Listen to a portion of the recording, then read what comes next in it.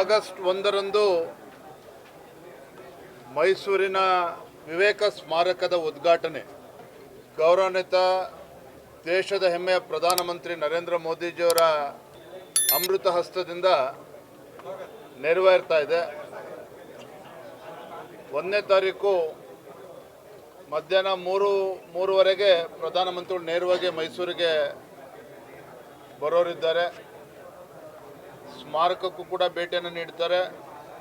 ತದನಂತರದಲ್ಲಿ ಇಲ್ಲೇ ಪಕ್ಕದಲ್ಲಿರ್ತಕ್ಕಂಥ ಮೈದಾನದಲ್ಲಿ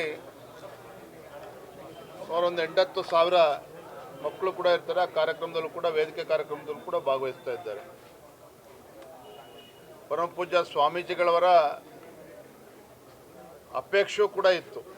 ಒಂದು 6-8 ತಿಂಗಳಿಂದನೇ ನನಗೂ ಕೂಡ ಮನವಿಯನ್ನು ಕೂಡ ಮಾಡಿದರು. ಹೇಗಾದರೂ ಮಾಡಿ ಪ್ರಧಾನಮಂತ್ರಿಗಳನ್ನ ಕರೆಸಬೇಕು, ವಿವೇಕ ಸ್ಮಾರಕ ಪ್ರಧಾನಮಂತ್ರಿಗಳವರ ಕೈಯಿಂದಲೇ ಆಗಬೇಕು ಅನ್ನುವ ಅಪೇಕ್ಷೆ ಪರಮ ಪೂಜ್ಯ ಸ್ವಾಮೀಜಿಗಳು ಕೂಡ ಇತ್ತು. ಸ್ವಾಮೀಜಿಗಳವರ ಆಸೆ ನೆರವೇರ್ತಾ ಇದೆ. ಪ್ರಧಾನಮಂತ್ರಿಗಳು ಬರ್ತಾರೆ 1ನೇ ತಾರೀಕು. ಮತ್ತೊಂದು ಸಂತೋಷ ತರುವಂಥ ವಿಚಾರ ಅಂತ ಹೇಳಿದ್ರೆ, KR ನಗರದ ಕಂಚಹರನ ಕೊಪ್ಪಳು ಬಹಳ ಬಡ ಕುಟುಂಬದಿಂದ ಬಂದಿರುವಂತಹ ಶಿಲ್ಪ ಕಾಮನ್ವೆಲ್ತ್ ಗೇಮ್ಸ್ನಲ್ಲಿ ಗುಂಡು ಎಸೆತ ಶಾರ್ಟ್ ಪುಟ್ಟಲ್ಲಿ ಇವತ್ತು ಪದಕವನ್ನು ಪಡೆದಿರುವಂಥದ್ದು ಕೇವಲ KR ನಗರ ಅಷ್ಟೇ ಅಲ್ಲ, ಕರ್ನಾಟಕ ಮತ್ತು ಇಡೀ ನಮ್ಮ ದೇಶದ ಹೆಮ್ಮೆ ಅಂತ ಹೇಳೋದಕ್ಕೆ ನಾನು ಈ ಸಂದರ್ಭದಲ್ಲಿ ಇಷ್ಟಪಡ್ತೇನೆ. ಅಭಿನಂದನೆಯನ್ನು ಕೂಡ ನಾನು ಸಲ್ಲಿಸ್ತೇನೆ.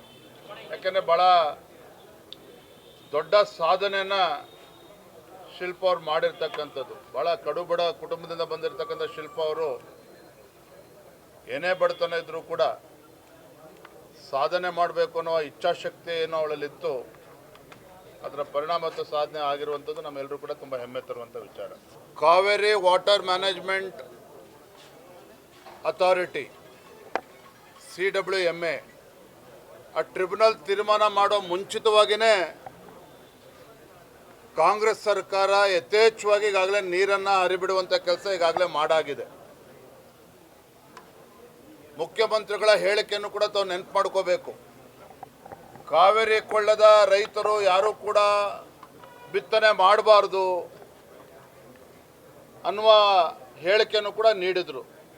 ಮಾನ್ಯ ಮುಖ್ಯಮಂತ್ರಿಗಳ ನಡವಳಿಕೆಯನ್ನು ಗಮನಿಸ್ತಾ ಇದ್ದರೆ ಮನೆಗೆ ಮಾರಿ ಊರಿಗೆ ಉಪಕಾರಿ ಎಂದಂತಾಗಿದೆ ಅವರ ನಡವಳಿಕೆ. ಮನೆಗೆ ಮಾರಿ ಊರಿಗೆ ಉಪಕಾರಿ ಎಂದಂಗೆ ಆಗಿದೆ. ಯಾಕೆಂತ ಹೇಳಿದ್ರೆ ಇವತ್ತು ನಮ್ಮ ಈ ಭಾಗದ ರೈತರಿಗೆ ದನ ಕರುಗಳಿಗೂ ಕೂಡ ಕುಡಿಯೋಕ್ಕೆ ನೀರು ಸಿಗ್ತಾ ಇಲ್ಲ, ಅಂಥ ಪರಿಸ್ಥಿತಿ ಇದೆ. ಟ್ರಿಬ್ಯುನಲ್ ಆದೇಶ ಮಾಡೋ ಮುಂಚಿತವಾಗಿ ನೀರನ್ನು ಬಿಟ್ಟಿದ್ದಾರೆ. ಕಾವೇರಿ ವಾಟರ್ ಮ್ಯಾನೇಜ್ಮೆಂಟ್ ಟ್ರಿಬ್ಯುನಲ್ ಮುಂದೆ ಸರಿಯಾದ ರೀತಿಯಲ್ಲಿ ವಾದ ಮಂಡನೆ ಮಾಡದೇ ಇರತಕ್ಕಂಥ ಪರಿಣಾಮವಾಗಿಯೇ ಇಂಥ ತೀರ್ಪು ಇವತ್ತು ಟ್ರಿಬ್ಯುನಲಲ್ಲಿ ಬಂದಿರುವಂಥದ್ದು. ನಾನು ಮಾನ್ಯ ಮುಖ್ಯಮಂತ್ರಿಗಳಿಗೆ ಹೇಳೋದಕ್ಕೆ ಇಚ್ಛಪಡ್ತೇನೆ, ರಾಜ್ಯದ ಈ ಕಾವೇರಿ ಕೊಳ್ಳದ ರೈತರ ರಕ್ಷಣೆ ಮಾಡುವಂಥದ್ದು ರಾಜ್ಯ ಸರ್ಕಾರದ ಕರ್ತವ್ಯ ಇದೆ, ಮುಖ್ಯಮಂತ್ರಿಗಳ ಕರ್ತವ್ಯ ಕೂಡ ಇದೆ.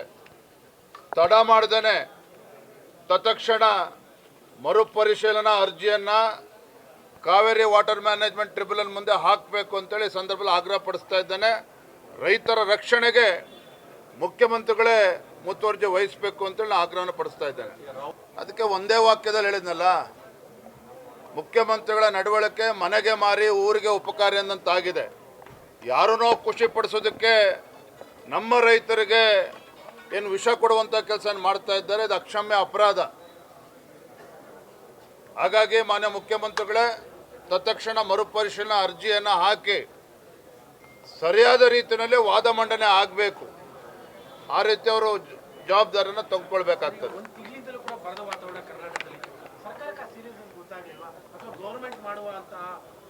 ಅಲ್ಲರಿ, ಮುಖ್ಯಮಂತ್ರಿಗಳಿಗೆ ಗೊತ್ತಿಲ್ವಾ ಟ್ರಿಬ್ಯುನಲಿಂದ ಈ ರೀತಿ ಆದೇಶ ಬರ್ಬೋದು ಅಂತಕ್ಕಂಥ ಮಾಹಿತಿ ಅವ್ರಿಗಿರ್ಲಿಲ್ವಾ?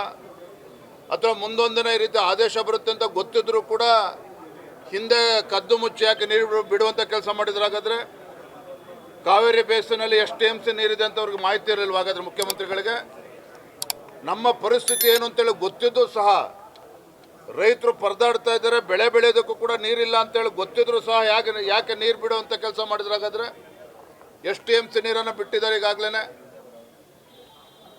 ಮಣ್ಣು ತಿನ್ನ ಕೆಲಸ ಮಾಡಿ ಟ್ರಿಬ್ಯುನಲ್ ಮುಂದೆ ಸರಿಯಾದ ರೀತಿ ವಾದನೂ ಕೂಡ ಮಂಡನೆ ಮಾಡಲಿಲ್ಲ ಅಂತ ಹೇಳಿದ್ರೆ ರೈತರು ಏನು ಮಾಡಬೇಕಾಗಾದ್ರೆ? ಸಚಿವ ಸಂಪುಟ ಸರ್ಕಸ್ ಇವತ್ತು ಕೂಡ ಬಗೆಹರಿದಿಲ್ಲ. ನಾವತ್ತಿಂದ ಕೂಡ ಹೇಳ್ತಿದ್ದೇನೆ, ರೇಟ್ ಫಿಕ್ಸ್ ಆಗದೆ ಡೇಟ್ ಫಿಕ್ಸ್ ಆಗ್ತಾ ಇಲ್ಲ ಅಂತೇಳಿ. ಮುಂದಿನ ವಾರ ಅಂಥೇಳಿ ಹೀಗೆ ತೊಳ್ಕೊಂಡು ಹೋಗ್ತಾ ಇದ್ದಾರೆ. ಆ ಒಂದು ವಿಚಾರಗಳಲ್ಲಿ ಅಭಿವೃದ್ಧಿ ಅಥವಾ ಕಾವೇರಿದೆಲ್ಲ ನೆಗ್ಲೆಕ್ಟ್ ಆಗ್ತಾ ಇದೆಯಾ ಅಂತ? ಖಂಡಿತ ರೀ, ಇದ್ರ ಬಗ್ಗೆ ನಿಮ್ಗೆ ಯಾವುದೇ ರೀತಿ ಅನುಮಾನಗಳು ಬೇಡ. ರಾಜ್ಯದ ಮುಖ್ಯಮಂತ್ರಿಗಳಾಗಿ ಕಾವೇರಿ ಕೊಳ್ಳದ ರೈತರ ಹಿತರಕ್ಷಣೆಯನ್ನು ಮಾಡೋದರಲ್ಲಿ ಮಾನ್ಯ ಮುಖ್ಯಮಂತ್ರಿಗಳು ಸಂಪೂರ್ಣ ವಿಫಲರಾಗಿದ್ದಾರೆ. ಟ್ರಿಬ್ಯುನಲ್ ಆದೇಶ ಬರೋ ಮುಂಚಿತವಾಗಿ ನೀರನ್ನು ಬಿಡುವಂಥ ಕೆಲಸ ಮಾಡಿದ್ದಾರೆ. ಈಗ ಟ್ರಿಬ್ಯುನಲ್ ಆದೇಶ ಬಂದ ಮೇಲೆ ಸರಿಯಾದ ರೀತಿ ವಾದ ಮಂಡನೆ ಮಾಡಿದ್ರೆ ಕೈ ಕಟ್ಕೊಂಡು ಕೂರ್ದೇನೆ ಮರುಪರಿಶೀಲನಾ ಅರ್ಜಿ ಹಾಕಬೇಕು ಅಂತ ಮತ್ತೊಮ್ಮೆ ಆಗ್ರಹ ಪಡಿಸ್ತಾ ಇದ್ದಾರೆ. ಹೋರಾಟ ಆರಂಭಿಸಿದ್ದಾರೆ, ವಿಪಕ್ಷ ಸಾಥ್ ಕೊಡುತ್ತಾ ಅಂತೇಳಿ ಆಲ್ರೆಡಿ ಪ್ರತಿಭಟನೆ ಆರಂಭ ಆಗಿದೆ. ರೈತರ ಪರವಾಗಿ ಭಾರತೀಯ ಜನತಾ ಪಾರ್ಟಿ ಯಾವತ್ತೂ ಕೂಡ ಇರ್ತದೆ. ಈ ರೀತಿ ಮಣ್ತಿನ ಕೆಲಸ ಸರ್ಕಾರ ಏನು ಮಾಡಿದೆ, ನಾವು ರೈತರ ಪರವಾಗಿ ಇರ್ತೇವೆ.